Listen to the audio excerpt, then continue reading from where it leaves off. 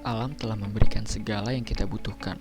Sekarang saatnya kita sadar bahwa alam dan seisinya harus kita jaga dan lestarikan.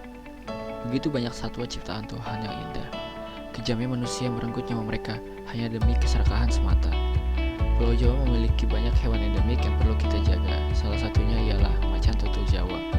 Sebagai sosok predator puncak di daratan Pulau Jawa, satwa yang telah dikategorikan terancam punah ini sangat penting eksistensinya untuk keseimbangan rantai makanan. Maka izinkan saya memberikan presentasi mengenai rancangan saya demi kebaikan macan tutul Jawa. Panthera Sanctuary Center. Assalamualaikum warahmatullahi wabarakatuh. Perkenalkan, saya Muhammad Safwan Bagiwian dengan NIM 18660085. Presentasi kali ini saya akan menjelaskan mengenai proposal tugas akhir saya dengan judul Panthera Sanctuary Center with Biomimetic Approach. Presentasi kali ini saya mulai dari topik yang akan kita bahas, yaitu preliminary atau pendahuluan, data, serta proses mendesain. Masuk ke bab pertama. Dimulai dari latar belakang perancangan ini di mana macan tutul terancam punah disebabkan oleh ulah manusia itu sendiri. Isu yang sering terjadi yaitu konflik dengan manusia, fragmentasi hutan, perburuan liar, serta perluasan pemukiman yang mengikis habitat asli mereka. Menurut IUCN, sejak tahun 2008, macan tutul Jawa telah masuk ke daftar merah yang artinya terancam punah. Level ini adalah level tertinggi ancaman kepunahan satwa. Dengan itu, salah satu lembaga pusat pendidikan konservasi yang dinaungi langsung oleh Balai Besar Taman Nasional Gunung Gede Pangrango memiliki wacana untuk melakukan pengelolaan macan tutul Jawa di tempat tersebut yang bernama Pusat Pendidikan Konservasi Alam Bodogol atau bisa disingkat PPKAB. Hal ini sejalan dengan rencana pemerintah mengenai strategi dan rencana aksi konservasi macan tutul Jawa 2016 sampai 2026. Dengan adanya wacana tersebut, penulis mendapatkan ide untuk merancang pusat suaka macan tutul Jawa yang berlokasi di PPKAB. Dengan adanya perancangan ini, berpotensi untuk menjadikan pusat penelitian macan tutul Jawa di Jawa Barat, meningkatkan jumlah pengunjung, meningkatkan jumlah mitra kerja, serta peningkatan populasi macan tutul Jawa sebesar 10% sesuai dengan visi Balai Besar Taman Nasional Gunung Gede Pangrango sebagai salah satu satwa prioritas. Setelah melakukan brainstorming, terdapat 3 isu desain, yaitu Low Cycle Impact Material, Rescue for Rehab, dan Mimicry of Javan Leopard. Dari isu tersebut, terdapat kriteria desain untuk merancang, yaitu keseimbangan, bangunan ramah lingkungan, rancangan yang menyesuaikan, rancangan yang ekonomis, meniru kondisi asli, dan bangunan yang ikonik. Tujuan utama perancangan ini yaitu meningkatkan populasi macan tutul Jawa sebesar 10%, memberikan pengetahuan untuk masyarakat mengenai satwa ini, serta mewadahi para ahli dan peneliti sebagai pusat untuk meneliti macan tutul Jawa.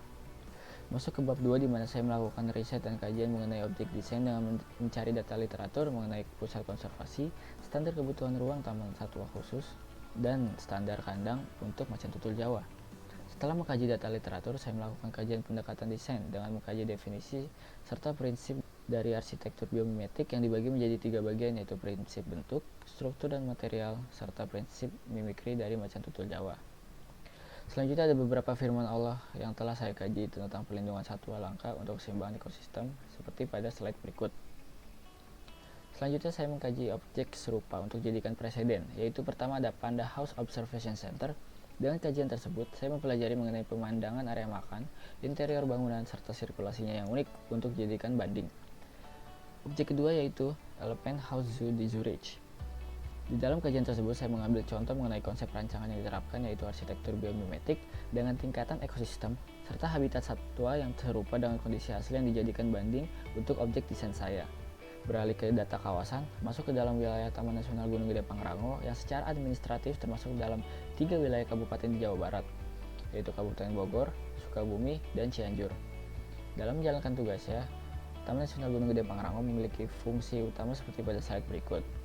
Berdasarkan zonasinya, TNGGP memiliki 7 zona yang salah satunya adalah zona pemanfaatan, di mana itu adalah letak PPKAB.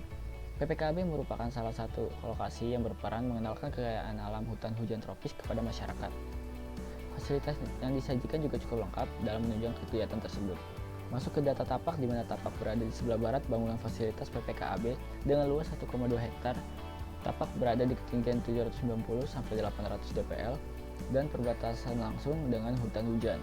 Banyak potensi alam yang bisa digali di area tapak karena tempatnya yang masih sangat alami, dan ini adalah data mengenai iklim di area tapak. Masuk ke pembahasan terakhir mengenai proses desain. Skema proses desain dimulai dari define the problem, yaitu terancamnya populasi macan tutul Jawa, kurangnya perhatian masyarakat mengenai macan tutul Jawa, kemudian beralih ke desain plan dengan merancang pusat suaka macan tutul Jawa. Setelah itu saya melakukan data collect, yaitu mengumpulkan data literatur mengenai objek rancangan, preseden, serta data kawasan dan site. Setelah itu saya melakukan brainstorming untuk mendapatkan 3 isu desain, yaitu mimicry of Javan leopard, rescue for rehab, serta low cycle impact material. Setelah itu saya melakukan design development, yaitu proses analisis dengan prinsip mimikri macan tutul yang dibagi menjadi 3 tingkatan, yaitu tingkatan organisme, interaksi, dan ekosistem. Pada tingkatan organisme yaitu ada analisis lanskap, zoning, layout, dan akses dan sirkulasi. Pada tingkatan interaksi ada klimatologi, sistem bangunan, serta limbah. Pada tingkatan ekosistem yaitu ada struktur, ruang, dan bentuk. Lanjut ke desain konsep, di mana saya akan menjelaskan mengenai konsep tapak, konsep bentuk, dan konsep ruang. Hingga di tahap akhir yaitu desain result, hasil akhir dari proses perancangan suaka macan tutul Jawa dengan output berupa buku perancangan beserta gambar arsitektur, video animasi untuk mempresentasikan hasil rancangan. Ide dasar desain. Conserve for healing. Konservasi sebagai program utama perancangan dengan memperhatikan aspek satwa. Healing menjadi tujuan utama di mana rancangan menjadi sarana satwa dalam memulihkan kondisi dan memulihkan populasi. Main issues yaitu dari populasi satwa macan tutul Jawa yang terancam, kemudian membuat perencanaan dengan perancangan pusat suaka macan tutul Jawa, dan mendesain dengan 6 kriteria tersebut. Desain goals pada perancangan ini yaitu menciptakan bangunan yang adaptif terhadap alam sekitar dengan material ramah lingkungan yang mudah dalam perawatan, kemudian menjadikan rancangan sebagai sarana penyembuhan terhadap satwa yang diselamatkan, serta bentuk bangunan meniru berbagai aspek dari macan tutul Jawa yang dibagi menjadi 3 tingkatan. Sekian, terima kasih, itu yang bisa saya sampaikan. Wassalamualaikum warahmatullahi wabarakatuh.